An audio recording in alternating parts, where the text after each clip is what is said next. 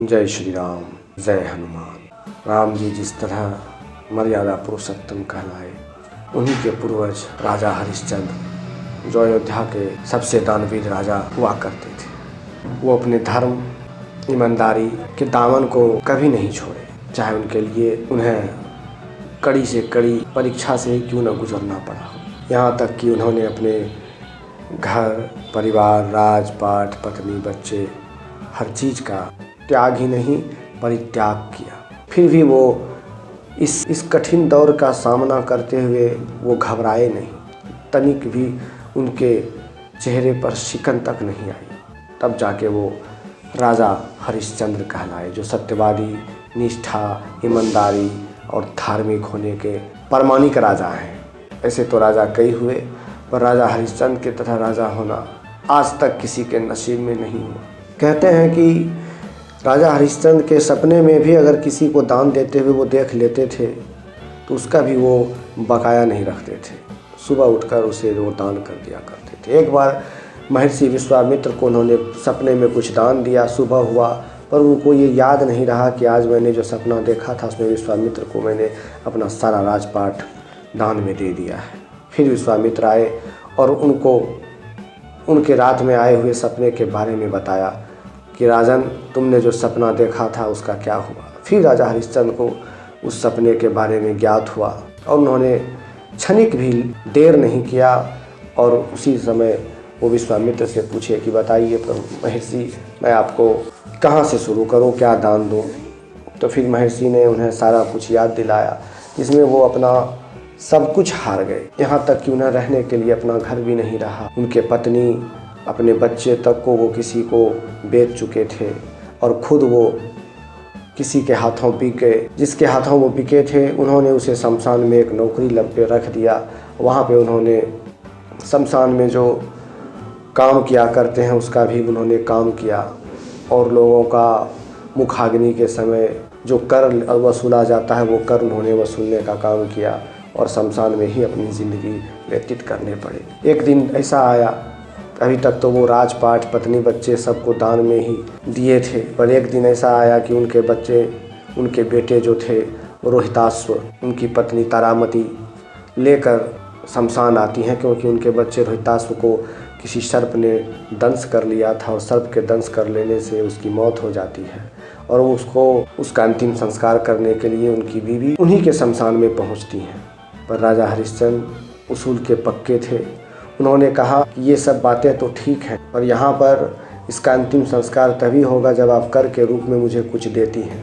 तो तारामती को देने के लिए कुछ नहीं था। उन्होंने बहुत ही अनुनय विनय किया कि स्वामी, ये आपके बच्चे हैं, इन्हें क्षमा कर दीजिए, कम से कम इसका तो अंतिम संस्कार करने दीजिए। पर वो अपने जिद पर अड़े रहे। उन्होंने कहा, मेरा जो सिद्धांत है, मेरा जो कर्म है, मैं उससे तनिक भी पीछे हटने वाला नहीं हूँ। ये मेरा बच्चा है, मैं ये समझता हूँ, पर इसकी मुखाग्नि तभी होगी जब आप शमशान का कर यहाँ पे अदा करोगे। तो फिर यही उसको बताते हैं कि तुम ऐसा करो कि अपनी साड़ी की थोड़े से टुकड़े ही कर के रूप में दे दो, मैं वही समझकर इसे रख लूँगा, फिर इसका अंतिम संस्कार तुम कर देना। जैसे ही तारामती अपने साड़ी को हाथ लगाती हैं फाड़ने के लिए, उसी समय विश्वामित्र प्रकट होते हैं और कहते हैं कि राजन, आज मैं समझ गया कि तुम बहुत ही निष्ठावान और ईमानदार राजा हो। ये सब तो मैंने तुम्हारा परीक्षा लेने के लिए किया था। फिर उनको उनका पुत्र भी जीवित वापस लौटा देते हैं, उनका सारा राजपाट भी उसे वापस लौटा देते हैं। तो राजा हरिश्चंद्र विकट से विकट परिस्थिति में भी अपने सत्य का दामन को कभी नहीं छोड़ा। अपने निष्ठा, अपनी ईमानदारी के पथ पर वो हमेशा चलते रहे। पर आज के मानव जरा सी धूप, जरा सी गर्मी से विचलित होकर कुछ भी समझौता करने के लिए तैयार हो जाते हैं। कुछ तो ऐसे भी पुरुष हैं, कुछ तो ऐसे भी आदमी हैं, औरत हैं, जो कि पैसे के लिए कुछ भी करने के लिए तैयार है। ना उन्हें अपने धर्म की चिंता है, ना अपने खानदान की, ना अपने परिवार की, ना अपने नियम की, ना अपने निष्ठा की। तो राजा हरिश्चंद्र के इतने बड़े दुख को झेलते हुए भी वो अपने धर्म और निष्ठा से कभी अपने पद से अलग नहीं हुए, अपने पथ पर अडिग रहे। तो उनसे हमें प्रेरणा लेना चाहिए कि हमें भी अपने नियम, निष्ठा और अपने ईमानदारी के दामन को कभी ना छोड़ना चाहिए।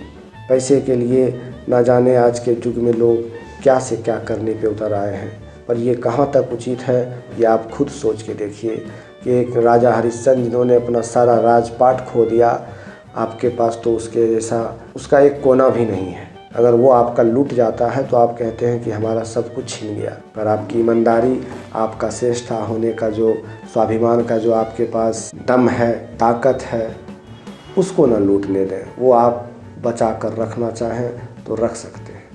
तभी आप सच्चे इंसान और सच्चे मानव बनेंगे, मानव कहलाएंगे, जो अपने धर्म का, अपने स्वाभिमान का रक्षा करते हुए अपने घर परिवार का जो भरण पोषण किया, वही असली मानव है। अब अपने परिवार, अपने बच्चे का भरण पोषण करने के लिए कोई भी समझौता कर लेंगे, ये कहाँ तक उचित है आप खुद सोच के देखिए। थोड़ी थोड़ी सी विफलताओं से, थोड़ी थोड़ी परेशानियों से घबराकर अपने सत्य और अपने धर्म का मार्ग जब राजा हरिश्चंद्र ने नहीं छोड़ा, तो उनको देखकर हम मानव को प्रेरणा लेना चाहिए कि हमें भी अपने धर्म और अपने निष्ठा और अपनी ईमानदारी का मार्ग पे हमेशा अडिग रहना चाहिए। और कुछ लोग थोड़े से दुख और थोड़े से दर्द से आहत होकर विचलित हो जाते हैं और अपने धर्म निष्ठा के मार्ग को छोड़कर मार्ग विहीन हो जाते हैं। तो हमें मार्ग विहीन से बचने के लिए अंदर से मजबूत होना होगा, थोड़ा स्वाभिमानी होना होगा, स्वावलंबी होना होगा।